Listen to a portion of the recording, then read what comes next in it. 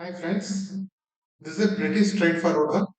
Log b to a times log a to b. The answer is pretty straightforward. If some people might have some confusion, let's solve the confusion. Let's say, for example, log b to a. Let's call this x. X equals log b to a. What does that mean? A power x equals b. Similarly, let this be y. That means b power y equals a. Right. These two means a power x equals b and b power y equals a. Right. Let's raise this one to the power of y again. So a power x 4 power y equals b power y.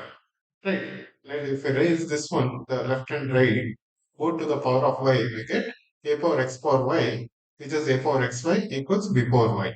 But b power y is again a. So that means a power xy equals b power y equals a. What does it mean? Xy equals 1.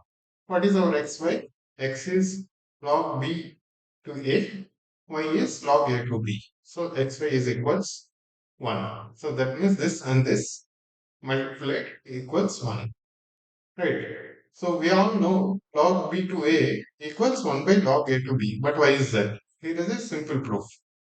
Right, guys? Please don't get confused here. Thank you.